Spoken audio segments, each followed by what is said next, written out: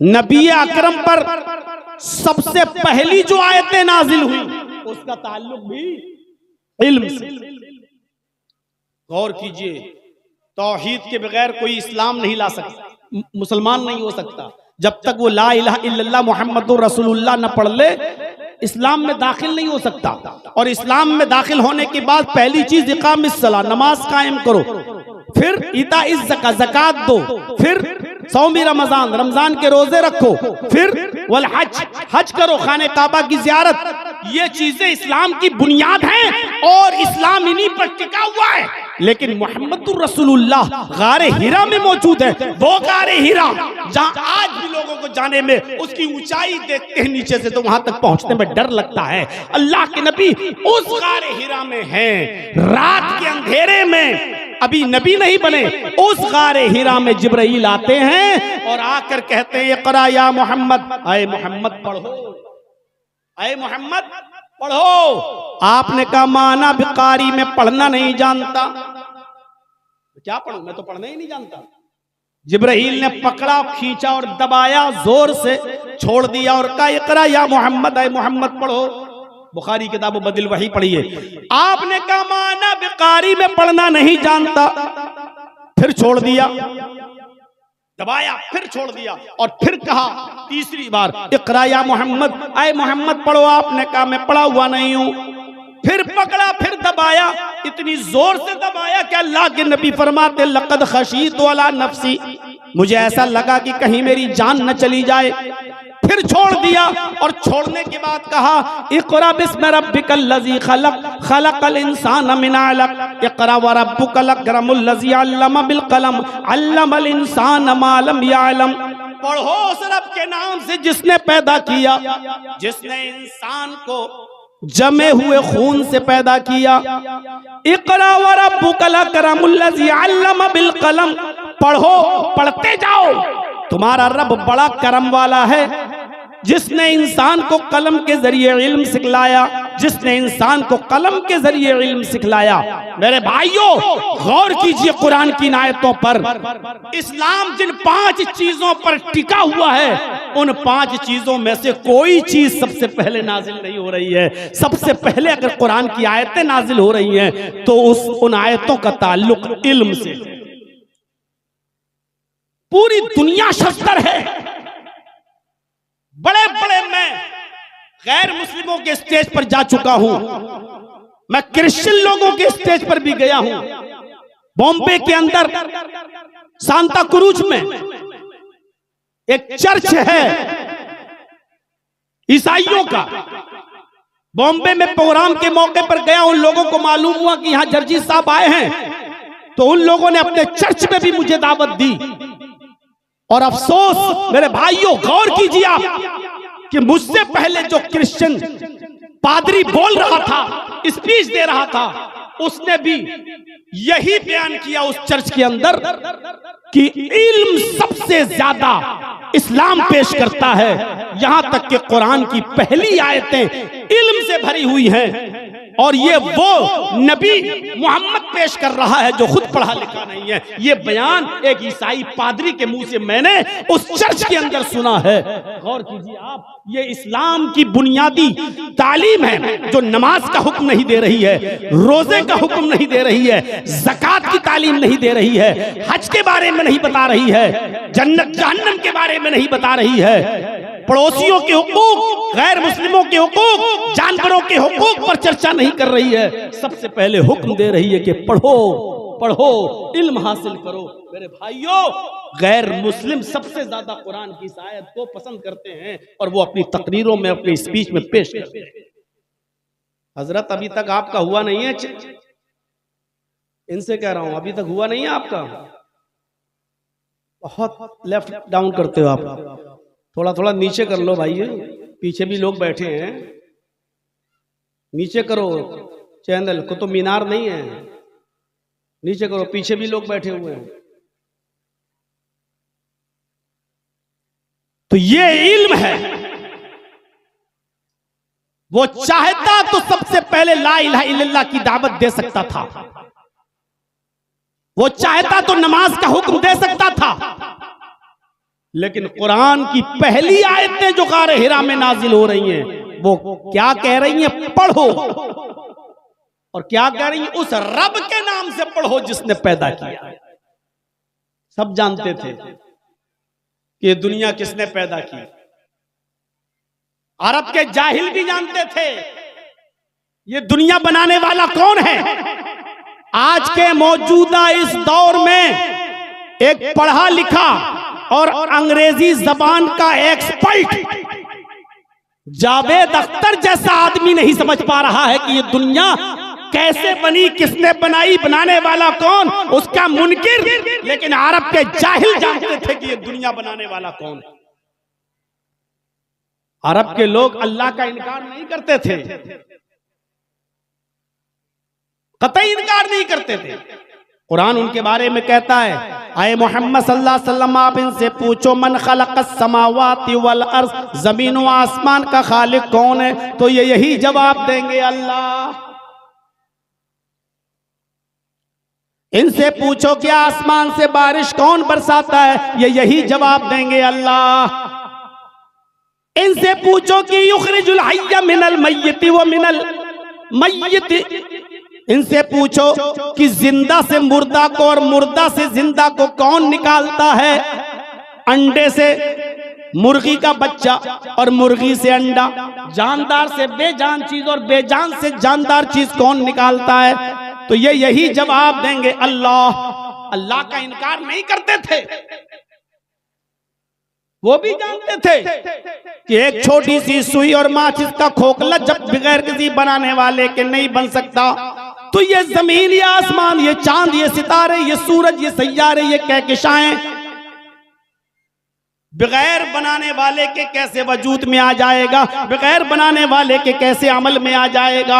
अरब के लोग भी जानते थे कि ये दुनिया ऐसे ही नहीं बन गई। ये चांद, ये सूरज, ये सितारे, ये सैयारे, ये आसमान से बारिश ऐसे ही नहीं बन गई। इनका बनाने वाला कोई है। इसलिए का पढ़ो उस रब के नाम से जिसने पैदा किया। ये सबसे पहले कुरान की आयतें नाजिल हुई और हमें तालीम से जोड़ रही है, इल्म से जोड़ रही है। ये इल्म बढ़ता गया, लोग तालीम हासिल करते गए। अब आगे का मरहला देखिए, जंग होती है, जंगे बद्र। उस जंगे बद्र के अंदर 70 काफिर मारे जाते हैं और 70 ही काफिर कैद किए जाते हैं। अब मैं रुख बदल रहा हूं, दीनी तालीम के बारे में सुन लिया। अब आइए, ये दीन ही, यही कुरान और हदीस हमें दुनियावी तालीम की तरफ भी मोड़ रहा है।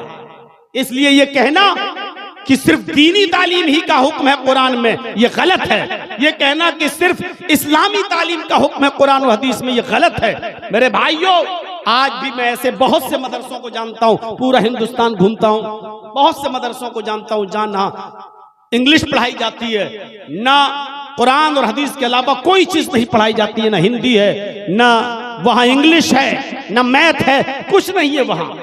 सिर्फ अरबी किताबें, उसका तर्जमा, यही पढ़ाया जाता है। पूछा गया आप सिलेबस चेंज क्यों नहीं करते? तो कहा नहीं, दुनियावी तालीम से हमें क्या मतलब, ये बच्चे पढ़ लिख कर फिर दुनिया की तरफ जाएंगे तो दीन की खिदमत नहीं करेंगे। मेरे भाइयों, उन मदरसों से जब बच्चे पढ़कर निकलते हैं और स्टेशन पर जब उनको रिजर्वेशन कराना होता है तो रिजर्वेशन फार्म नहीं भर पाते हैं वो लोग। वो बच्चे अपना फार्म दूसरों को दे देते। 8 साल और 10 साल मदरसे में पढ़ने के बाद भी रिजर्वेशन फार्म नहीं भर पाते। लोग उनको जाहिल समझते हैं कि मदरसे में पढ़ने वाले बच्चे जाहिल हैं। हमारा नजरियाती इख्तिलाफ किसी से हो सकता है, लेकिन शमाइल नदवी जैसे लोग भी मौजूद हैं जो मदरसे से पढ़ के निकले, नदवा के फारिग हैं, लेकिन इंग्लिश में उन्होंने अपने बाप जावेद अख्तर तक को हरा दिया। वो इंग्लिश जिसको फख्र था उस पर, यूएस और यूके जब जाता था जावेद अख्तर, तो वहां के लोग भी उसकी इंग्लिश सुनकर हड़बड़ाते थे और डिक्शनरी खोल के देखते थे कि जावेद अख्तर को इतनी अच्छी इंग्लिश इंडिया में रहने के बाद कहां से आ जाती है।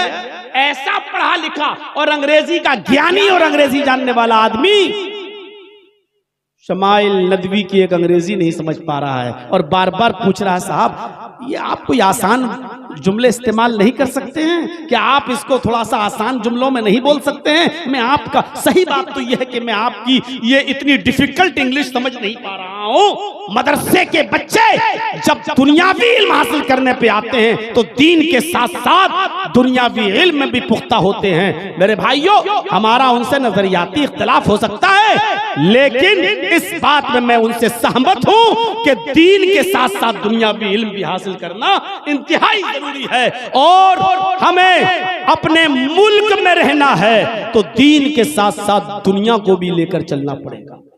कुरान हमें कहीं नहीं रोकता है कि दीन के साथ साथ आप दुनियावी इल्म हासिल न करें, बल्कि अल्लाह ने फरमाया आखिरत भी मांगो और दुनिया भी मांगो। ये नहीं कहा, दुनिया को मलून कह दिया, लेकिन ये नहीं कहा कि दुनिया को छोड़ दो, बल्कि कहा कि दुनिया में भी बहुत सी अच्छी चीजें हैं, उनको लो, पकड़ो, हासिल करो। एक दुआ सिखलाई अल्लाह ने। जिन लोगों ने उम्रा किया होगा उनको मालूम होगा कि मुस्तलजिम से लेकर हजरे अस्वद जहां मौजूद है, इस कोने से लेकर इस कोने तक हजरे अस्वद तक आते वक्त जोर से हर आदमी को यही दुआ पढ़ना पड़ती है, चाहे वो उम्रा करने गया हो, चाहे वो हज करने गया हो, उसको ये दुआ पढ़ना पड़ती है, रब्बना आतिना फिद दुनिया हसनतन व फिल आखिरति हसनतन व क़िना अज़ाबन नार। रब्बना आतिना फिद दुनिया हसनतन व फिल आखिरति हसनतन व क़िना अज़ाबन नार। ऐ हमारे रब, हमें तू दुनिया की अच्छाइयाँ अता फरमा और आखिरत के अच्छाइयाँ भी अता फरमा, आखिरत की भलाइयाँ भी अता फरमा। व क़िना अज़ाबन नार, और हमको जहन्नम के अजाब से बचा ले, हमको जहन्नम के अजाब से नजात अता फरमा। अल्लाह ने तो दुआ सिखलाई बाकायदा कि दुनिया भी हासिल करो और आखिरत की तमन्ना भी करो। अल्लाह आखिरत की भलाइयाँ अता फरमा, आतिना फिद दुनिया हसना, और दुनिया की भलाइयाँ भी अता फरमा, और इसको दुआ करार दिया, ये दुआ मांगा करो। आप दुनिया के बगैर आखिरत नहीं बना सकते। वो मौलवी होंगे जो कहते होंगे दुनिया छोड़ दो, दुनिया से बिल्कुल कतई ताल्लुक हो जाओ। अरे आप बगैर दुनिया के चल ही नहीं सकते, लेकिन दुनिया को जरूरत के तहत इस्तेमाल करो। मैं इसकी एक मिसाल देता हूं, आपकी अकल में आएगी वो मिसाल। आपके पास झोंपड़ी है, घर नहीं है रहने के लिए, सऊदीया चले गए, दुबई चले गए, गल्फ कंट्री चले गए, 5-6 साल वहां काम किया, आपने कमाया, मेहनत करके लाए। अब आपको लगा कि अब हमारे पास पैसा हो गया, घर बनवाओ। अब आप अपने गांव में आके घर बनाते हैं, तो ईमानदारी के साथ बताइए, आप जब अपना घर बनाते हैं तो उसी घर में टॉयलेट बनाते हैं कि नहीं बनाते हैं? हालांकि आप टॉयलेट में 24 घंटे नहीं रहते हैं, लेकिन टॉयलेट भी आपके घर का एक हिस्सा है। आप टॉयलेट में जाते भी हैं, आपको पेशाब लगा, आपको लेटरिन की हाजत है, तो आप जाते भी हैं और थोड़ी देर बैठते भी हैं उसमें, 5 मिनट 10, चाहे कितना खूबसूरत टॉयलेट बना लो आप, लेकिन आप 5, 10, 15 मिनट से ज्यादा उसमें नहीं रहेंगे। आप उसमें खुशबू भी लगा लो, सब कुछ लगा लो, लेकिन आप उस टॉयलेट में 5, 10, 15 मिनट से ज्यादा आप नहीं रहेंगे। फिर आपको निकलना है, क्या टॉयलेट को घर से बाहर निकाल दोगे? नहीं निकालोगे। क्यों? क्योंकि वो आपकी जिंदगी का एक हिस्सा, आपके घर का एक हिस्सा है। लेकिन टॉयलेट को आप जरूरत के वक्त इस्तेमाल करते हैं, हर वक्त नहीं। दुनिया की यही मिसाल है। आप जिस तरह टॉयलेट को नहीं निकाल सकते हो, आप दुनिया से कतई ताल्लुक नहीं हो सकते हो। जिस तरह जरूरत के तहत आपको टॉयलेट इस्तेमाल करना पड़ता है, उसी तरीके से जरूरत के तहत आपको दुनिया का इस्तेमाल करना पड़ेगा। आपको उसका इस्तेमाल करना पड़ेगा। अब कोई ये कहे कि दुनिया छोड़ दो, तो ये बिल्कुल ऐसे ही है कि घर में टॉयलेट ना बनाओ, टॉयलेट हटा दो। आप नहीं हटा सकते, भले ही वो आपकी जरूरत का हिस्सा 24 घंटे उसमें नहीं रहते, उसी तरीके से आपको भी इस दुनिया में हमेशा नहीं रहना है। हमें और आपको आखिरत का सफर करना है, लेकिन आखिरत में अपना घर बनाने के लिए इसी दुनिया में भेजा गया है। इस दुनिया को हमें इस्तेमाल करना पड़ेगा, तौअन औ करहन, चाहे खुशी से इस्तेमाल करो और चाहे आप बददिली से इस्तेमाल करो, लेकिन इस्तेमाल करना पड़ेगा। मेरे भाइयों सुनिए, ये दुआ सिखलाई अल्लाह तबारक व तआला ने हुसूल दुनिया की, कि दुनिया में जो अच्छाइयां उनको हासिल करो।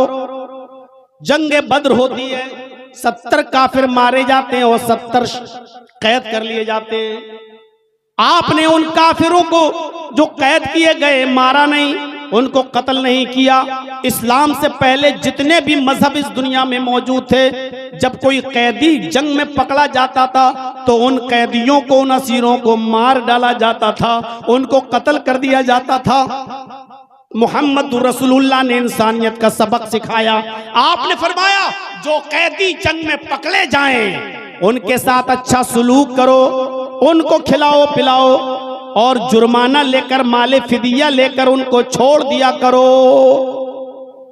ये सिर्फ इस्लाम की तालीम है, सिर्फ इस्लाम की तालीम। इससे पहले किसी मजहब की तालीम नहीं थी। गुलाम बनाया जाता था इंसानों को, गुलाम। मोहम्मद रसूलुल्लाह से पहले लोगों को गुलाम बनाया जाता था और उनके साथ बुरा सलूक किया जाता था। खुद हमारे हिंदू भाइयों के अंदर भी गुलामों को के साथ बुरा सलूक, यहां तक कि सिर्फ ब्राह्मणों को, ऊंची जाति वालों को एक फौकियत, श्रेष्ठता दर्जा दिया गया और ब्राह्मणों के अलावा जितनी भी कौमें हैं वो सब नीची कौम हैं। और उन तमाम लोगों के लिए आज भी मनुस्मृति में लिखा हुआ है कि ये सब ब्राह्मणों की खिदमत के लिए पैदा हुई हैं, ये सिर्फ ब्राह्मणों की सेवा के लिए पैदा हुई हैं। आज भी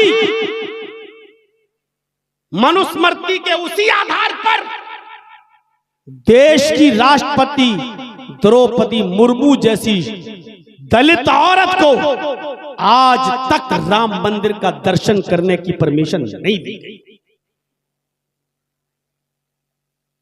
साफ तौर पर लिखा है कि दलित ये ब्राह्मणों की सेवा करने के लिए पैदा हुए हैं।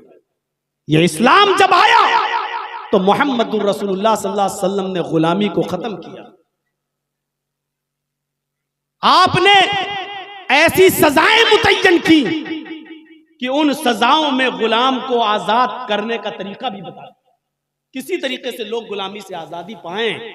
मसलन रोजे की हालत में अगर कोई शख्स अपनी बीवी से हमबिस्तरी कर ले, रोजे की हालत में अगर अपनी बीवी से हमबिस्तरी कर ले तो उसकी सजा इस्लाम ने यह बताई कि वो रोजा तो उसका टूट गया, वो रोजा उसको पूरा करना ही पड़ेगा, लेकिन इसके अलावा अब उसके लिए 3 सजाएं और मुतय्यन की। उन 3 सजाओं में पहली सजा ये बताई कि वो एक गुलाम आजाद करे।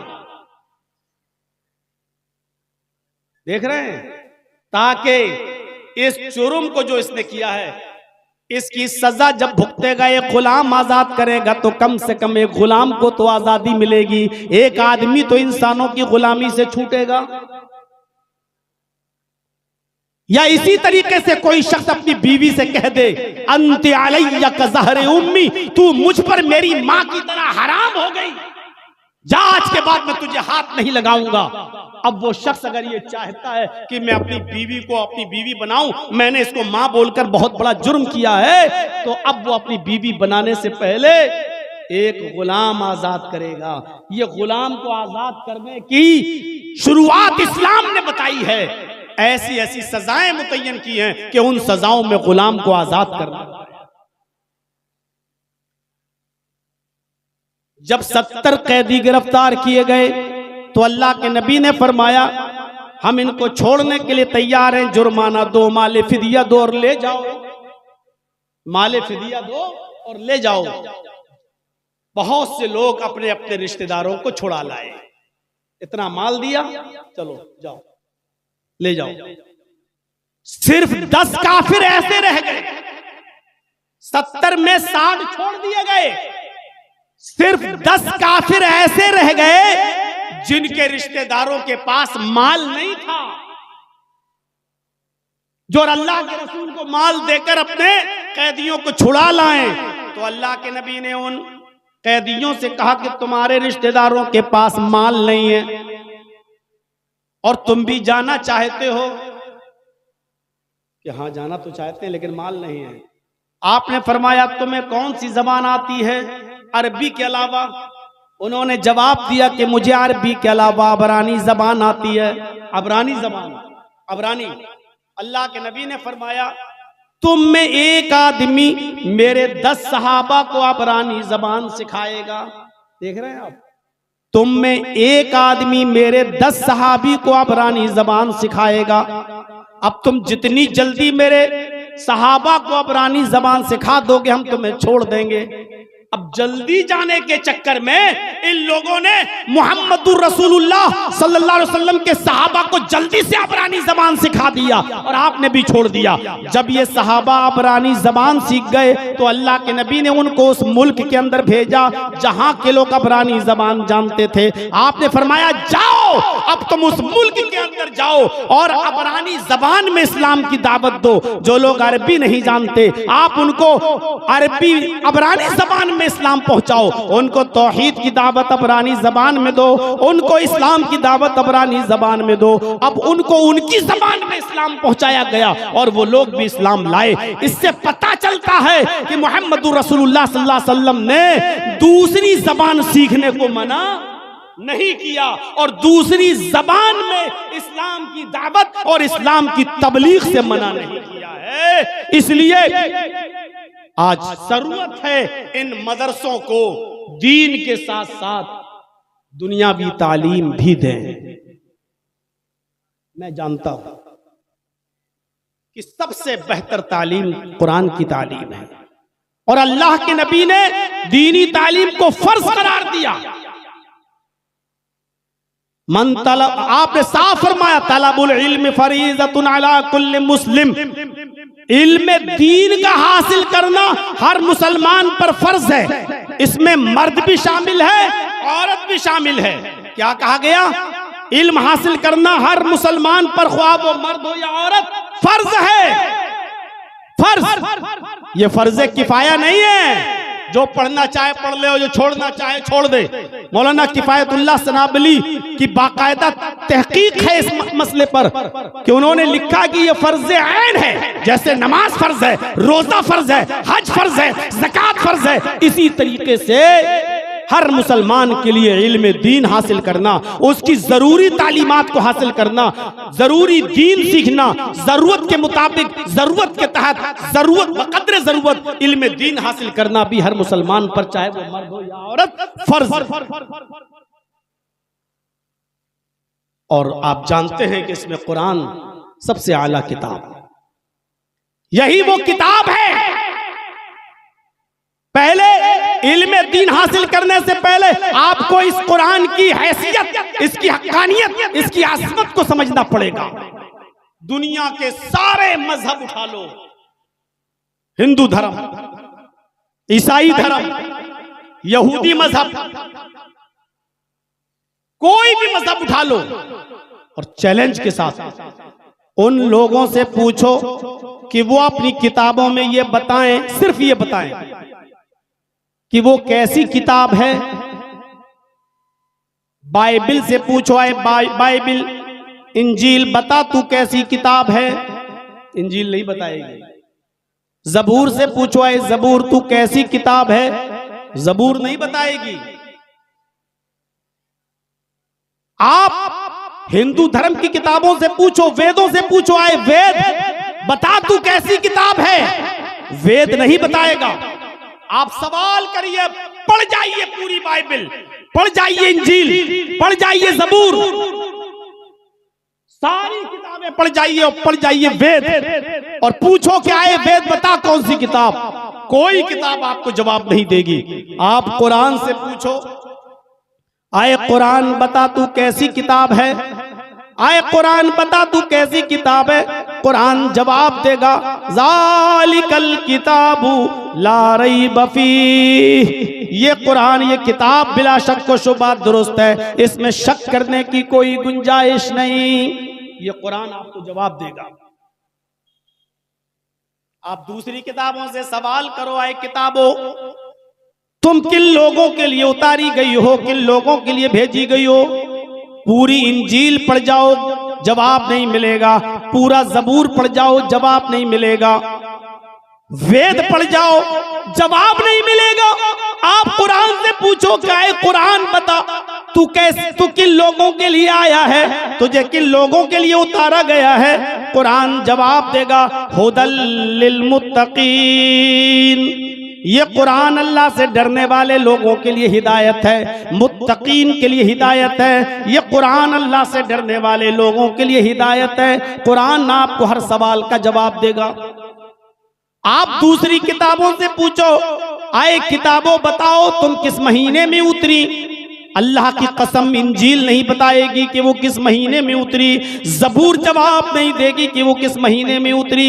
हिंदू भाई अपने वेदों को पढ़ के नहीं बता पाएंगे कि वो किस महीने में उतरे हैं, किस महीने में नाजिल हुए हैं, या वेद व्यास जी ने उनको किस महीने में लिखा है, नहीं बता पाएंगे। आप मुसलमानों से पूछो, कुरान से सवाल करो, आए कुरान बता तू किस महीने में नाजिल हुआ, किस महीने में उतारा गया, तो कुरान आपको इस बात का जवाब देता हुआ नजर आएगा।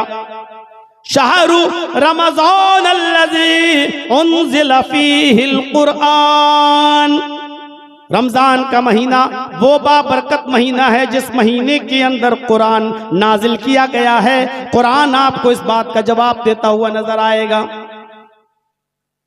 आप दूसरी किताबों से पूछो, आए किताबों तुम किस रात में नाजिल हुई हो, दिन में हुई हो या रात में। न जबूर बताएगी, न इंजील बताएगी, न वेद बताएगा, न गुरु ग्रंथ बताएगा, न जैनिज्म बताएगा। दुनिया की सारी किताबें खामोश, किसी के पास जवाब नहीं। कुरान से पूछो, है कुरान तू दिन में नाजिल हुआ या रात में नाजिल हुआ। कुरान जवाब देगा लैलतुल क़द्री खैरुम मिन अल्फी शहर, हमने इस कुरान करीम को रमजान में आने वाली लैलतुल क़द्र के अंदर नाजिल किया है, और लैलतुल क़द्र का जागना 1000 महीनों की इबादत से ज्यादा बेहतर है। ये जवाब मिलेगा कुरान से। तौरात से पूछो, है तौरात तुझे लाने वाला नबी कौन। तौरात खामोश, पूरी तौरात में नहीं लिखा होगा कि मैं मूसा पे उतरा या मूसा लेकर आए। इंजील से पूछो कि तुझे लाने वाला नबी कौन, पूरी इंजील खामोश। ईसा का जिक्र तो है, जीसस का जिक्र तो है, लेकिन ये इंजील जीसस पे, ईसा पे उतरी, पूरी इंजील खामोश। वेदों से पूछो तुम्हें लाने वाला अवतार कौन, ऋषि कौन, पैगंबर कौन, वेद भी खामोश, वेदों में जवाब नहीं मिलेगा। आप कुरान से सवाल करो, आए कुरान तुझे कौन लेके आया है, तू किसके ऊपर नाजिल किया गया है। कुरान जवाब देगा नुज़्ज़िला अला मोहम्मद, ये इल्म खुदाबंदी को लेकर मोहम्मद रसूलुल्लाह नाजिल हुए हैं। ये कुरान मोहम्मद पर उतारा गया है, रसूलुल्लाह मोहम्मद रसूलुल्लाह के क़ल्ब अतहर पर नाजिल किया गया है। ये कुरान जवाब देता हुआ नजर आएगा।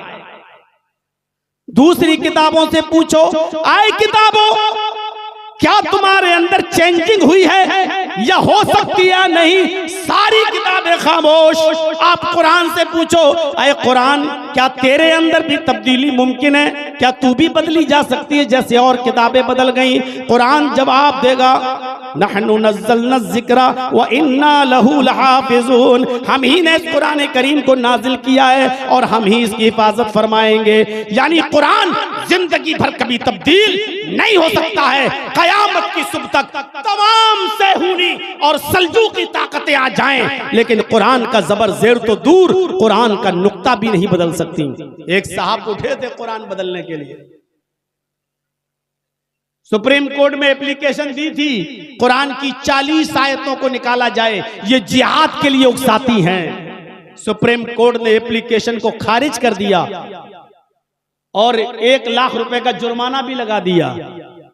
ऐसी एप्लीकेशन लेकर आते हो, चला था कुरान को बदलने, अल्लाह ने उसी को बदल दिया, वसीम रिजवी से त्यागी बना दिया। चला था कुरान बदलने, वही बदल गया। अभी सुनने में आया है कि जिस मठ वाले ने उसको मंत्र मंत्र पढ़ाए थे, वहां के लोगों ने कह दिया इसके मरने के बाद हम इसको भैया शमशान घाट में नहीं जलाएंगे, हमारा शमशान घाट अपवित्र हो जाएगा, नापाक हो जाएगा। और उसके घर वाले और उसके समाज के लोगों ने लखनऊ में पहले ही कह दिया है कि अब ये हमारे कब्रिस्तान में भी दफन नहीं किया जाएगा, इसके लिए कोई एंट्री नहीं।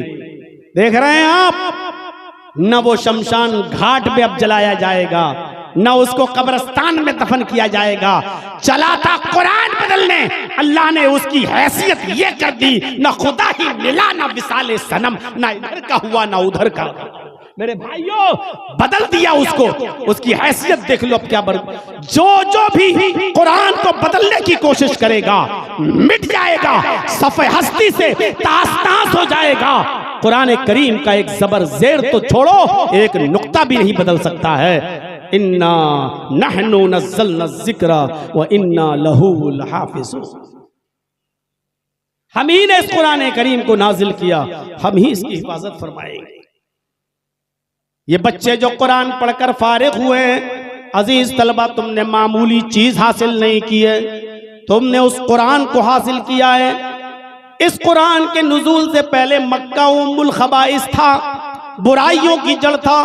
कोई बुराई ऐसी नहीं थी जो मक्का में ना होती हो, लेकिन जब कुरान मक्के में नाजिल हुआ तो अल्लाह ने कुरान की बरकत से मक्का को उम्मुल कुरा बना दिया, तमाम बस्तियों की मां बना दिया।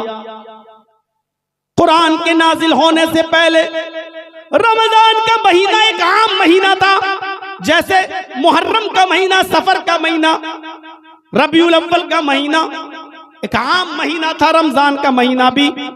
लेकिन जब अल्लाह ताला ने कुरान को रमजान के महीने में नाजिल किया तो कुरान के नुज़ूल की बरकत से अल्लाह ने रमजान के महीने को सैयदुश शुहूर बना दिया, तमाम महीनों का सरदार। शहरु रमजान अल्लज़ी उन्ज़िला फ़ीहिल कुरान। आप और दिनों में नमाजें पढ़िए, एक नमाज का सवाब 10 नमाज के बराबर, रमजान में 1 रकात का सवाब 70 रकात के बराबर। अल्लाह ने रमजान के महीने की इबादतों को बढ़ा दिया, इसलिए कि इस महीने के अंदर कुरान नाजिल हुआ। कुरान जिस महीने में नाजिल हुआ अल्लाह ने उसको सैयदुश शुहूर बना दिया। कुरान जिस शहर में नाजिल हुआ अल्लाह ने उसको उम्मुल कुरा बना दिया। कुरान रमजान के जिस महीने की जिस रात में नाजिल हुआ अल्लाह ने उस रात को भी मामूली रात नहीं रहने दिया। एक रात का जाग लेना 83 या 84 साल की इबादत से बढ़कर, ये कुरान की बरकत, ये कुरान का करिश्मा, ये कुरान की खैर व बरकत है मेरे भाइयों। ये कुरान जो जिब्रील लेके आए, जिब्रील तौरात भी लाए, इंजील भी लाए, ज़बूर भी लाए, लेकिन जिब्रील का मकाम आम फरिश्ते की तरह था। जिब्रील का दर्जा कोई नहीं था, बस वो भी एक आम फरिश्ता थे। लेकिन जब कुरान लेकर आए और मुहम्मदुर रसूलुल्लाह के क़ल्ब अथर पर नाजिल किया गया तो कुरान की बरकत से अल्लाह ने जिब्रील को सैयदुल मलाइका बना दिया, तमाम फरिश्तों का सरदार बना दिया। अब जिब्रील मामूली फरिश्ता नहीं रहे, बल्कि अल्लाह ताला ने सैयदुल मलाइका बना दिया, तमाम फरिश्तों का सरदार बना दिया। कुरान जिस नबी के ऊपर उतरा अल्लाह ने उस नबी को इमामुल अंबिया, तमाम पैगंबरों का इमाम बना दिया, तमाम पैगंबरों का इमाम। और शॉर्ट में एक जुमला कह दूं, कुरान जो पढ़ते हैं या कुरान जो पढ़ाते हैं दुनिया की सबसे बेहतरीन मखलूक। अल्लाह के रसूल ने कहा खैरुकुम मन तअल्लमल कुरान व अल्लमह, तुम में सबसे बेहतर लोग वो हैं, सबसे अच्छे लोग वो हैं जो कुरान को खुद सीखते हैं और दूसरों को सिखाते हैं। सीखने वाले भी सबसे अच्छे और सिखाने वाले भी सबसे अफजल। गौर करो इस सफ़े हस्ती पर। बहुत से लोग केमिस्ट्री भी पढ़ाते हैं, फिजिक्स भी पढ़ाते हैं, बायो भी पढ़ाते हैं, साइंस भी पढ़ाते हैं, मैथ भी पढ़ाते हैं, उनसे कोई शिकायत नहीं है मेरे भाइयों। आप गलत नहीं करते हैं, अच्छी बात है, लेकिन दुनिया के सबसे बेहतर इंसान वो हैं जो कुरान सीखते भी हैं और सिखाते भी हैं। इसलिए कि जो कुरान सीखेगा, जो सिखाएगा, उसका ऑटोमेटिकली ताल्लुक उसका कांटेक्ट फिजिक्स से भी होगा, केमिस्ट्री से भी होगा, फलकियात से भी होगा, बायो से भी होगा, साइंस से भी होगा, मैथ से भी होगा, क्योंकि कुरान तमाम उलूम का सरचश्मा है। सारे उलूम कुरान से निकलते हैं मेरे भाइयों। एक मैथ का जानकार जब कुरान पढ़ता है तो पूरा कुरान उसको मैथमेटिक्स की किताब नजर आती है। एक साइंस का जब कुरान पढ़ता है तो उसको पूरा कुरान साइंस की किताब नजर आती है। एक बायो पढ़ने वाला जब कुरान को पढ़ता है तो उसको पूरा कुरान बायो नजर आता है। मेरे भाइयों, कुरान सारे उलूम का सरचश्मा है। जिसने पढ़ा इज़ा समाउन फतरत, जब आसमान फट जाएगा, तो माहिर फलकियात ने रिसर्च करके कहा कि कुरान बिल्कुल सच्ची किताब है, एक दिन आसमान फटेगा। जिस साइंटिस्ट ने पढ़ा, कुरान में लिखा इज़ा शम्सु कुव्विरत, जब सूरज को लपेट दिया जाएगा। सूरज को लपेटने का मतलब सूरज की गर्मी को लपेटना, यानी धीरे धीरे सूरज लपेट दिया जाएगा, यानी उसकी रोशनी कम होती चली जाएगी, कम। और आज भी साइंस यही कहती है कि सूरज की गर्मी धीरे धीरे कम हो रही है। और जितनी गर्मी सूरज की कम होती है, जमीन अपने ऊपर इंसानों को जिंदा रखने के लिए, अनाज और गल्ले को जिंदा रखने के लिए सूरज की मकनातीसी कशिश जमीन को उतना अपने ऊपर खींच लेती है। देख रहे हैं आप, ये आज की साइंस कह रही है। सूरज जितनी गर्मी कम करता है, जमीन उतनी गर्मी हासिल करने के लिए सूरज की मकनातीसी कशिश, सूरज की चुंबक वाली कशिश जमीन को अपने ऊपर खींच लेती है। एक दिन सूरज की गर्मी कम होते होते जब कब होती जाएगी और जमीन ऊपर की तरफ बढ़ती जाएगी, और एक दिन ऐसा आएगा कि सूरज की गर्मी बिल्कुल कम हो जाएगी और जमीन ऊपर होते होते इतने ऊपर पहुंच जाएगी कि सूरज और जमीन के दरमियान सिर्फ 1 मील का फासला रह जाएगा। इसी को अल्लाह के नबी ने फरमाया, तकूनु शम्सु यौमल क़यामत का मिक़दार मील, कयामत के दिन ये सूरज 1 मील के फासले पर होगा। सूरज अपनी गर्मी धीरे धीरे कम करता जा रहा है और सूरज की मकनातीसी कशिश इस जमीन को धीरे धीरे ऊपर की तरफ खींचती जा रही है। ये आज की साइंस ने रिसर्च करके बता दिया। 1400 साल पहले कुरान ने जो कहा था, आज माहिरीन फलकियात इस नतीजे पर पहुंच रहे हैं कि कुरान बिल्कुल सच्ची किताब है। कुरान ने 1400 साल पहले ज़कात देने का हुक्म दिया और ज़कात का जो सिस्टम बताया अल्लाह के नबी ने, हैं? आप गौर कीजिए, बहुत आसान है। साहिब हैसियत हो, इस्तिताअत हो, हमने कह दिया 40 रुपए में 1 रुपया, 100 रुपए में 2.5 रुपए, 1000 रुपए में 25 रुपए, 1 लाख में 2500 रुपए। हम बहुत आसानी के साथ इसका हिसाब किताब जोड़ के बता देंगे। लेकिन अगर कल अल्लाह ताला अडानी को या अंबानी को इस्लाम की दौलत से माला माल कर दे तो बताइए इसकी कितनी ज़कात निकलेगी? जरा कोई जाहिल जोड़ के बताए। अब अडानी जी की करोड़ों अरबों खरबों तो है नहीं, कितनी है ये आप अंदाजा लगा सकते हैं। जब तक आप मैथ नहीं पढ़ेंगे तब तक उसकी ज़कात का हल कैसे निकालेंगे? आज आप अपने मामूली हिसाब किताब के लिए, अपनी 2, 4, 5 फैक्ट्री के हिसाब किताब के लिए आप सीए रखते हैं, चार्टर अकाउंटेंट रखते हैं। मैं ऐसे बंबई के बहुत से सेठों को जानता हूं जो अपनी ज़कात के हिसाब किताब के लिए भी सीए रखते हैं कि कितनी इनकम हुई, कितना हिसाब आया, कितनी ज़कात देना है, हमें जोड़ के बताइए। मेरे भाइयों बताओ, कुरान में आने वाली व ईताउ ज़कात इस ज़कात के मसले को हल करने के लिए जब तक आप मैथ नहीं पढ़ेंगे ज़कात का मसला कैसे हल करेंगे। इसलिए कुरान के इल्म को हासिल करने के लिए जरूरी है कि आदमी मैथ भी पढ़े। कौन कहता है कि इस्लाम दुनियावी तालीम से आपको रोकती है? आपके पास जमीनें भी हैं, जायदाद भी है, कारोबार भी है, फैक्ट्री भी है, आप मर गए, आपके बेटे भी हैं, बेटियां भी हैं, आपकी माँ भी जिंदा है, आपकी बहन भी है। आपके मरने के बाद अब आपकी विरासत कैसे तकसीम होगी? किसी का 1/2, किसी का 1/4, किसी का 1/6, किसी का 1/8।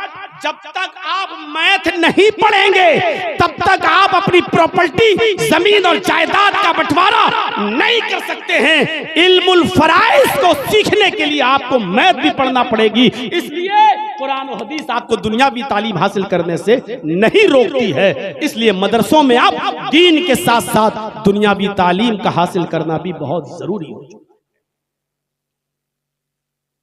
हमारे उत्तर प्रदेश के अंदर तो बुलडोजर चलाए जा रहे हैं मदरसों पर, और आपने देखा होगा 4-5 दिन से आज तक और NDTV, भारत जी न्यूज हमारे पीछे हाथ धोकर नहीं, नहा धो के पड़ा हुआ है।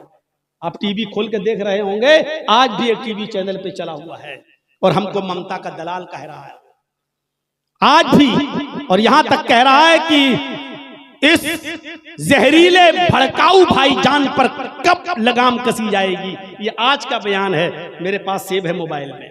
आज भी टीवी चैनल वाले जब जब बंगाल का चुनाव आएगा तब तक हमारी पुरानी तकरीरें उठाकर पेश करेंगे और दिखाएंगे, क्योंकि उनको हिंदू मुस्लिम करना है, क्योंकि उनको उन्हीं हड्डियों पे पलना है जो उनको डाली गई है।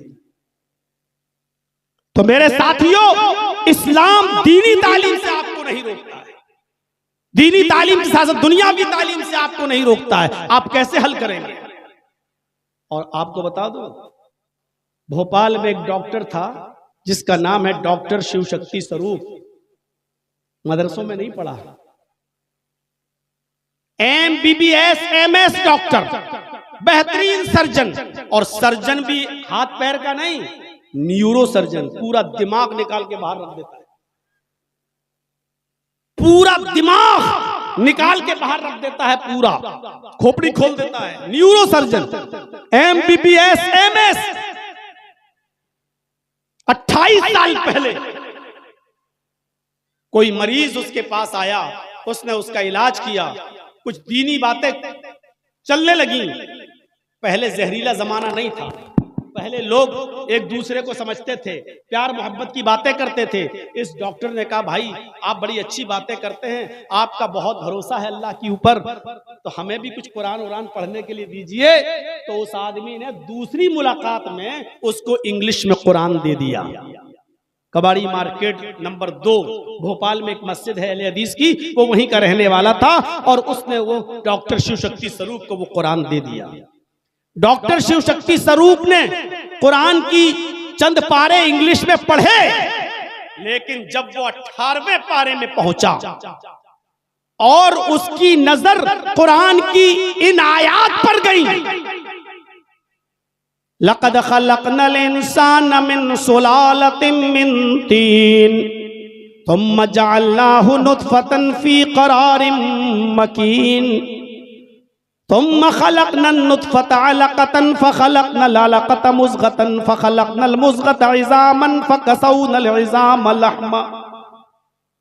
जब कुरान की आयतों पर डॉक्टर शिव शक्ति स्वरूप की नजर जाती है तो शज़दर रह जाता है और हैरान रह जाता है। वो कहता है कि इतनी अहम बातें 1400 साल पहले जब साइंस ने इतनी तरक्की नहीं की थी, अल्ट्रासाउंड मशीन भी नहीं बनी थी, मेडिकल साइंस ने भी इतनी तरक्की नहीं की थी, इतनी कीमती बातें अर्श वाले ने अल्लाह ने बताई हैं कुरान में, और मोहम्मदुर रसूलुल्लाह ने पूरी दुनिया को बता दी हैं। मोहम्मदुर रसूलुल्लाह तो साइंस क्या, वो अरबी जबान भी सही से पढ़े लिखे नहीं थे, किसी उस्ताद ने उनको पढ़ाया नहीं था, फिर कैसे मोहम्मद ने इतने पहले ये बातें बता दी? जरूर ये कुरान आसमानी किताब है। अल्लाह की कसम, डॉक्टर शिव शक्ति स्वरूप के पास कोई 40 दिन का चिल्ला लेकर नहीं गया, कोई 4 महीने की जमात नहीं गई। उसने सिर्फ कुरान पढ़ा, किसी मौलवी की तकरीर उसने नहीं सुनी, उसने सिर्फ कुरान की स्टडी की, कुरान का मुताला किया और इन आयतों पे पहुंचा तो समझ गया। वो एक साइंस पढ़ा था, बायो पढ़ा था, वो समझ गया कि कुरान में इतनी बड़ी मेडिकल साइंस बयान की गई है। ये 1400 साल पहले जो मोहम्मद रसूलुल्लाह बता रहे हैं, ये चीजें मोहम्मद कैसे बता सकते हैं, जबकि ये चीजें तो आज अल्ट्रासाउंड बताता है, आज हमारी मशीन बताती है। लक़द खलक़नल इंसान मिन सुलालतिन मिन तीन, हमने इंसान को मिट्टी के खुलासे से पैदा किया। 1400 साल पहले मोहम्मद को किसने बताया कि इंसान मिट्टी से पैदा है? ये तो आज की तहकीक कहती है, रिसर्च कहती है कि इंसान मिट्टी से पैदा है। तुम जअलनाहु नुतफतन फी करारिम मकीन, फिर हमने उस नुतफे को, पानी के उस कतरे को एक मजबूत ठिकाने पर पहुंचा दिया। मोहम्मद को कैसे मालूम कि पानी का वो कतरा एक मजबूत ठिकाने पहुंच जाता है? ये तो हमारी अल्ट्रासाउंड मशीन कहती है। मियाँ बीवी मिलते हैं, मुजामियत करते हैं, सोहबत करते हैं, पानी का वो कतरा इतने मजबूत ठिकाने पर पहुंच जाता है कि बीवी खाना बनाए, रोटी बनाए, टहले चले, खाए पिए, घूमे फिरे, कुछ भी करे, लेकिन पानी का वो कतरा इतने मजबूत ठिकाने पे पहुंच जाता है कि वहां से टच से मस भी नहीं होता है। ये तो आज हमारी अल्ट्रासाउंड मशीन कहती है। मोहम्मद को इतने साल पहले, 1400 साल पहले किसने बताया कि वो पानी का कतरा एक मजबूत ठिकाने पर पहुंच जाता है? उसने आगे पढ़ा, सुम्मा खलक़नन नुतफ़ता अलक़तन, फिर हमने उस नुतफे को, उस पानी के कतरे को जमा हुआ खून बना दिया। फ़ख़लक़नल अलक़ता मुज़ग़तन, फिर हमने उस जमे हुए खून को गोश्त का लोथड़ा बना दिया। फ़ख़लक़नल मुज़ग़ता इज़ामन, फिर हमने उस गोश्त के लोथड़े को हड्डी बना दिया। फ़कसौनल इज़ाम लहमा, फिर उस हड्डी के ऊपर हमने एक्स्ट्रा गोश्त चढ़ा दिया, गोश्त पहना दिया। शिव शक्ति स्वरूप कहता है, बिल्कुल ऐसे ही बच्चा जब मां के पेट में बनता है तो यही कंडीशन होती है। पानी का वो कतरा पहले जमा हुआ खून बनता है, उसके बाद गोश्त का लोथड़ा बनता है, फिर गोश्त का लोथड़े का हड्डी बनता है, फिर हड्डी के बाद उसके ऊपर गोश्त पहनाया जाता है, गोश्त चलता है। ये बात 1400 साल पहले मोहम्मद रसूलुल्लाह को किसने बताई? ये कुरान आसमानी किताब है। उसने ये चंद आयतें पढ़ी और पढ़ने के बाद, उस जमाने में न फोन चलता था मेरे भाइयों, न मोबाइल था, न नेट का जमाना था। उसने एक आदमी को भेजकर कुरान देने वाले को बुलवाया। जब कुरान देने वाला उसके पास पहुंचा मेरे भाइयों, तो उसने कहा कि हम इस कुरान पर ईमान ले आए हैं और हम इस किताब को आसमानी किताब मानते हैं और इस किताब के लाने वाले मोहम्मद रसूलुल्लाह पर ईमान लाने के लिए तैयार हैं। वो इज्जत के साथ कबाड़ी मार्केट की मस्जिद नंबर, गली मार्केट नंबर 2 में अहले हदीस मस्जिद में जाने के बाद वो डॉक्टर इस्लाम कबूल कर लेता है, कलमा पढ़ लेता है, ला इलाहा इल्लल्लाह मोहम्मद रसूलुल्लाह का इकरार कर लेता है, इस्लाम ले आता है। आज उस डॉक्टर का नाम इस्लामुल हक है। उसकी बीवी भी इस्लाम लाई, उसका नाम खदीजा है। उसकी बेटी भी अब एमएस कर रही है, डॉक्टर बन चुकी, एमबीबीएस कर चुकी, एमएस कर रही है। उसकी बेटी आखिरी साल है, लेकिन मजाल कि वो ऐसी बेपर्दगी के साथ चली जाए। स्कूटी चलाती जरूर है, लेकिन हाथों में ग्लव्स, पैरों में सॉक्स, चेहरे जिस्म पर आबा, चेहरा छिपा। आज भी वो इसी हाल में अपने भोपाल के कॉलेज में इसी कंडीशन में बैठती है। उसके ऊपर भी हिजाब का मुद्दा उठा, लेकिन उसने हाई कोर्ट से आदेश ले लिया है कि नहीं, जिस लिबास में इसकी आजादी है, ये जिस तरह जिस देश में आना चाहे इसको कोई नहीं रोक सकता है। उसके पास हाई कोर्ट का आदेश है। हमारी लड़कियां क्या पर्दा करेंगी? इन जलसों में भी जाओ तो जलेबियां खरीदती हुई नजर आएंगी और बुर्का भी होगा उनके पास, अबा भी होगा उनके पास, चूड़ियां भी खरीदती हुई नजर आएंगी। मेरे प्यारे साथियों, कहना यह चाहता था कि कोई जरूरी नहीं कि मदरसों में पढ़कर ही कोई अच्छा इल्म हासिल करे और वही लोगों को इस्लाम की दावत देगा। नहीं, डॉक्टर शिव शक्ति स्वरूप ने कुरान पढ़ा, इंग्लिश जानता था, बायो पढ़ा था, साइंस पढ़ा था, इसलिए अच्छी तरीके से समझ गया। तो एक साइंस पढ़ने वाला कुरान जब पढ़ता है तो उसको पूरे कुरान में साइंस नजर आती है। एक मैथ पढ़ने वाला जब कुरान को पढ़ता है तो उसको पूरा कुरान मैथ नजर आता है। फिजिक्स पढ़ने वाला जब कुरान को पढ़ता है तो उसको पूरा कुरान फिजिक्स नजर आता है। केमिस्ट्री पढ़ने वाला जब कुरान को पढ़ता है तो उसको पूरा कुरान केमिस्ट्री नजर आता है। मेरे भाइयों, अंदाजा लगाइए, इसीलिए अल्लाह के नबी ने फरमाया खैरुकुम मन तअल्लमल कुरान व अल्लमा, दुनिया में सबसे बेहतर लोग वो हैं जो कुरान को पढ़ते हैं और पढ़ाते हैं, सीखते हैं और सिखाते हैं। इसलिए कि कुरान तमाम उलूम का सरचश्मा है,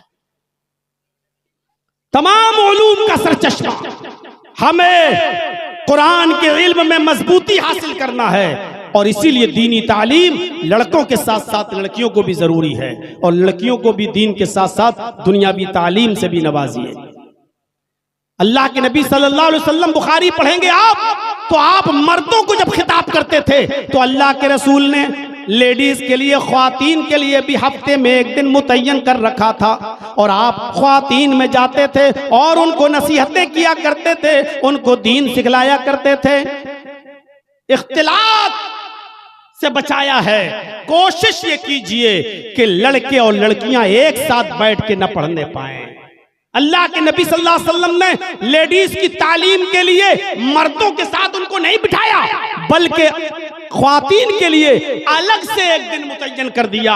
हफ्ते में एक दिन हम तुम्हें भी दीन सिखलाएंगे, इल्म बताएंगे, इल्म सिखाएंगे।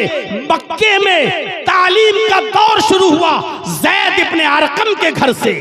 ये मक्के में पहला स्कूल था जो सिर्फ स्कूल की शक्ल थी इसकी। ज़ैद इब्न अरकम के घर से ये मदरसा शुरू होता है और जब मदीने गए तो इसने हॉस्टल की शक्ल अख्तियार कर ली और बाहर से आने वाले लोग भी जब मेरे भाइयों इल्म हासिल करने लगे तो अल्लाह के नबी ने मस्जिद नबी के बाहर जो चबूतरा था जिसको सुफ़ा कहा जाता था, उसी सुफ़ा पर आपने उन सहाबा को ठहराया, उन लोगों को ठहराया और उनको दीन की दावत और दीन की तबलीग की। ये सुफ़ा एक हॉस्टल की शक्ल अख्तियार कर गया। तो मेरे भाइयों, इल्म से जुड़िए, जोड़िए, बहुत जरूरी है तालीम का हासिल करना और दीन के साथ साथ दुनियावी तालीम भी हासिल करना। ये वक्त की एक अहम जरूरत बन चुकी है। हमारी कौम की बच्चियों को भी बताइए, दीजिए उनको भी दीन के साथ साथ दुनियावी तालीम जरूरी है। तालाबुल इल्म फरीज़तुन अला कुल्ले मुस्लिम में औरत भी शामिल है। आप इनको अलग नहीं कर सकते। ये हमारी सोसाइटी का एक हिस्सा है, ये हमारे समाज का एक हिस्सा है। अल्लाह के नबी सल्लल्लाहु अलैहि वसल्लम ने तो यहाँ तक फरमाया, जिसकी 3 बेटियां होंगी या जिसकी 3 बहनें होंगी, अगर उसने उनको पढ़ाया होगा, लिखाया होगा, अच्छा अदब सिखाया होगा, अच्छी तालीम दी होगी, हुस्ने अदब से लैस किया होगा और उनका निकाह अच्छे घराने में, दीनदार घराने में करा दिया होगा, तो वो शख्स जन्नत में मेरे साथ ऐसा रहेगा जैसे ये दोनों उंगली मिली हुई हैं। यानी लड़कियों को पढ़ाने वाला, लिखाने वाला, अच्छा अदब सिखाने वाला क़यामत के दिन मुहम्मदुर रसूलुल्लाह का पड़ोसी बनकर रहे। यह है लड़कियों की तालीम की अहमियत इस्लाम के अंदर। पढ़ाइए अपनी बच्चियों को भी, और आज के इस मौजूदा दौर में बहुत जरूरी है कि जो लोग अपनी बच्चियों को दीनी दुनियावी तालीम दे रहे हैं उनको दीनी तालीम जरूर दें। वरना आपको बताऊं, महाराष्ट्र के अंदर मैं जाता आता रहता हूं, बराबर 3 लाख लड़कियां ऐसी हैं सिर्फ महाराष्ट्र के अंदर। हम पूरे हिंदुस्तान की बात नहीं कर रहे हैं, सिर्फ महाराष्ट्र में 3 लाख लड़कियां ऐसी हैं जिन्होंने कोर्ट में एप्लीकेशन दे रखी है, मेरा नाम मरियम है, मेरा नाम जैनब है, मेरा नाम गुलफशा है, मेरा नाम जुर्रीन है, मेरा नाम ये है सायरा है, साइमा, ये मेरे नाम है। मेरी उम्र इस वक्त 17 साल की है, अभी मैं अपनी मर्जी से शादी नहीं कर सकती। 1 साल के बाद मैं कोर्ट में आऊंगी, मैं जिस लड़के से शादी करना चाहूं मैं आजाद हूं, मैं शादी करूंगी। मेरा बाप और मेरा भाई इंटरफियर कर सकता है, लिहाजा अभी से मैं एप्लीकेशन दे रही हूं कि मुझे गैर मुस्लिम फला फला लड़के के साथ शादी करना है, कोर्ट मेरे लिए रास्ता निकाले। 3 लाख लड़कियों की एप्लीकेशन है, मुस्लिम लड़कियों की एप्लीकेशन है, सिर्फ महाराष्ट्र के अंदर कोर्ट में दी जा चुकी है। आज सिर्फ दुनियावी तालीम और ये जिसमें इख्तिलाफ हो, ऐसी को एजुकेशन जिसमें लड़के और लड़कियां एक साथ बैठ के पढ़ रहे हैं, इसने आज हमारी लड़कियों को इतने हौसले दे दिए हैं कि वो अपने बाप और भाई के डर से पहले ही एप्लीकेशन दे दी है और कह चुकी हैं कि मैं दीपक से, मैं मिश्रा से, मैं पप्पू से, मैं गुड्डू से शादी करूंगी। मेरा बाप मेरा भाई इंटरफियर कर सकता है, लिहाजा 1 साल के बाद मैं 18 साल की हो जाऊंगी और अपनी मर्जी की मालिक। बहुत जरूरी है उनको दीन, दुनिया की तालीम दे रहे हो तो दीनी तालीम जरूर दीजिए, आप जोड़िए। नहीं मालूम आपको, मैं हैदराबाद की आज भी एक लड़की को इतनी अच्छी तरीके से जानता हूं जिसने किसी गैर मुस्लिम से शादी कर ली, लेकिन 2 साल के बाद उस लड़के ने भी उसको तलाक दे दी। वो मां बन चुकी है, घर वालों ने एक्सेप्ट करने से इनकार कर दिया। उस हिंदू लड़के का भी परिवार, उसका समाज, उसका मुआशरा भी अब उस लड़की को नहीं रख रहा है। उस लड़की का बाप जर्जीत से मिल चुका है हैदराबाद के अंदर। आज वो लड़की तवाइफ के कोठे पर बैठकर अपना जिस्म बेच रही है, मजबूर हो चुकी है वो लड़की। मैं उस लड़की का ना नाम बताऊंगा ना उसके बाप के नाम का जिक्र करूंगा। इतना बता देना चाहता हूं मेरी कौम की बच्चियों, होशियार रहो, ये तुम्हें अपने घर की बहू नहीं बनाएंगे। होशियार रहो, इनका इरादा सिर्फ तुम्हारे जिस्मों से खेलकर एक मुद्दत तक इस्तेमाल करके बेयारो कार छोड़ देने का है। तुम्हारा मजाक बनाया जाएगा, तुम्हें तुम्हारा बाप भी एक्सेप्ट नहीं करेगा और तुम्हें वो समाज भी एक्सेप्ट नहीं करेगा जो आज तक अपने दलित समाज को एक्सेप्ट करके हिंदू न कह सका हो, वो आपको हिंदू समाज में एक्सेप्ट करेगा। जो आज अपने हिंदू भाइयों को, दलितों को मुकम्मल दर्जा न दे सके हो हिंदू का, वो आपको मुसलमान से हिंदू धर्म अपनाने के बाद आपको वो हिंदू मान लेंगे? नहीं, इस वहमो ख्याल में मत रहिएगा, आप बहुत बड़े धोखे में हैं। इन बच्चियों को दुनियावी तालीम के साथ साथ दीनी तालीम दीजिए कि mother's lap is first college for children, माँ की गोद ये बच्चे का पहला मदरसा होती है। दीन का इल्म हासिल करने के बाद ये बच्चियां निकलेंगी तो पूरे समाज के लिए और अपने बच्चों के लिए मेरे भाइयों एक मशाले राह बनेंगी। क्योंकि एक मर्द, एक आदमी खुद अपने को फायदा पहुंचा सकता है, लेकिन एक औरत पूरे खानदान की इस्लाह करती है। अब्दुल कादिर जिलानी बगदादी रहमतुल्लाह अलैह बहुत बड़े एक बुजुर्ग गुजरे हैं मेरे भाइयों, अच्छा नाम लिया जाता है। इनकी किताब बुनियतुत तालिबीन पढ़ने के लायक है। मेरे प्यारे साथियों, पढ़िए। 12 साल के थे, काफिले में निकलते हैं, चोरों ने और डाकुओं ने लूट लिया। इनके पास आया, पूछा तुम्हारे पास भी कुछ है? जवाब दिया हाँ, 40 अशरफियां। कहाँ हैं? मेरे कुर्ते में यहाँ सिली हुई हैं। फाड़ के देखा तो 40 अशरफियां। कहा बेटा ये तो बहुत अंदर सिल दी थी तुम्हारी माँ ने, फिर तुमने मुझे बता क्यों दिया? अब्दुल कादिर जिलानी ने कहा कि चलते वक्त मेरी माँ ने मुझे नसीहत की थी कि बेटे झूठ कभी जिंदगी में मत बोलना, हालात कितने नागुफ्ताबे हों कभी झूठ मत बोलना। इसलिए मैं अपनी माँ की बात नहीं काट सकता था, मैंने झूठ नहीं बोला। डाकुओं के सरदार पर इतना अच्छा असर पड़ा कि कहा ये बच्चा अपनी माँ का इतना कहना मानता है, हम तो अपने रब का कहना ही नहीं मानते। सारे लोगों का सामान जो लूटा था वापस कर दिया और खुद से तौबा इस्तिग़फ़ार किया और बाकायदा दीन के सिपाही बन गए वो चोर वो लुटेरे। एक छोटे से बच्चे को ऐसा किरदार, ऐसा बनाने में उसकी माँ का किरदार रहा। तो माँ अपने बच्चे को नेक बनाती है, माँ अपने बच्चे की बेहतर तरबियत करती है। इसके बरक्स सुल्तान डाकू की माँ को देख लो। जब फांसी दी जा रही थी सुल्तान डाकू को, तो कहा कि तेरी आखिरी तमन्ना क्या है? तो कहा मुझे मेरी माँ से मिलना है। माँ को बुलाया गया, कहा ले ये तेरी माँ आ गई, मिल ले, अब भी कोई तमन्ना बाकी है? कहता है हाँ। कहा क्या? कहा मुझसे पहले मेरी माँ को फांसी दो। हैं? ये क्या बात है? कहा मुझे इतना बड़ा डाकू बनाने में मेरी माँ का किरदार है। मैं 5 साल का था, मेरी माँ ने मुझे सिक्का दिया, बेटा अंडा लेकर आओ। मैं अंडा लेने गया, अंडे वाले ने मुझे अंडा दिया, कहा बेटा पैसे? मैंने कहा अभी तो दिए हैं आपको पैसे। उसने सोचा कि बच्चा है, झूठ थोड़ी बोलेगा, मैं ही भूल गया हूँगा पैसा लेने में। जाओ बेटा, ठीक है दे दी तो कोई बात नहीं। मैं जब अपनी माँ के पास पहुंचा तो मैंने अंडा भी दिया और वो सिक्का भी। माँ ने कहा कि ये तो सिक्का मैंने अंडा खरीदने के लिए दिया था। कहा माँ मैंने दुकानदार से झूठ बोल दिया। मेरी माँ ने मुझे पीठ थपथपाई, का बेटा तूने इस गरीबी में मेरा बहुत भला किया, अब ये एक सिक्का शाम के खाने के लिए भी काम आ जाएगा। मेरी माँ ने पीठ थपथपाई।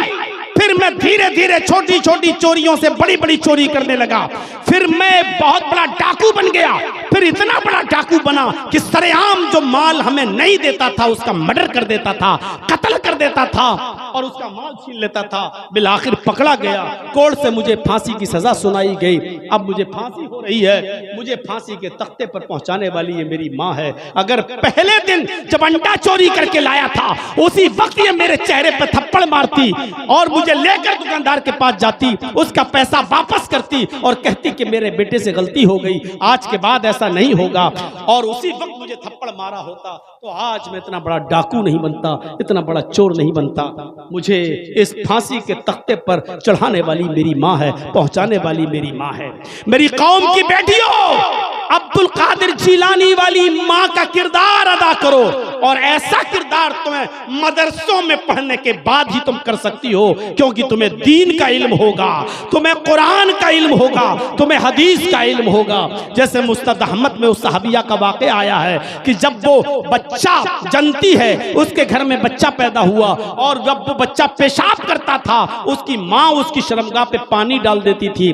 बच्चा जब पहले दिन पेशाब करने के लिए गया तो पानी का बर्तन साथ में ले गया। उसको मालूम नहीं था इस्तिंजा कैसे किया जाता, उसको मालूम नहीं था शर्मगाह किस हाथ से पकड़ी जाती और पानी का बर्तन किस हाथ से पकड़ा जाता। उसने पेशाब किया नाली के किनारे बैठकर और पानी अपने शर्मगाह पे डाल लिया, क्योंकि उसने अपनी माँ को ऐसा करते हुए देखा था।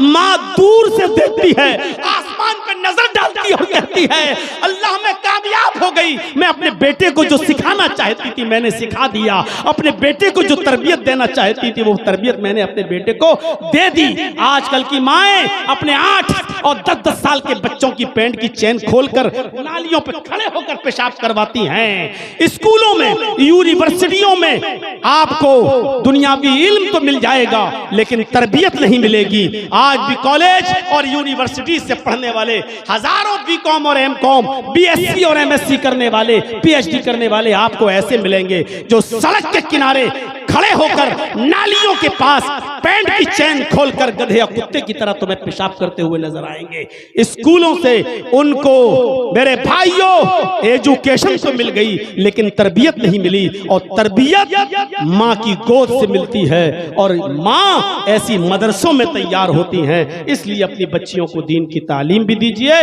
और दुनियावी तालीम से भी आरास्ता और पैरास्ता कीजिए।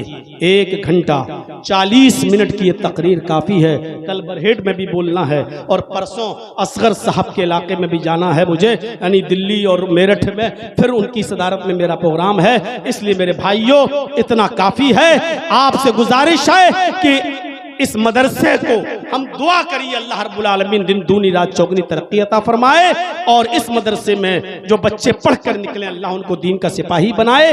और इस इदारे के लिए जो ताउन के लिए जलसे कराए जाते हैं, मैं 5 मिनट बैठा हूं, आपसे गुजारिश करता हूं कि मेरे हाथ पर भी आप इस इदारे के लिए जो ताउन करेंगे इंशाअल्लाह उंगली कटा के मेरा भी शहीदों में नाम लिख जाएगा।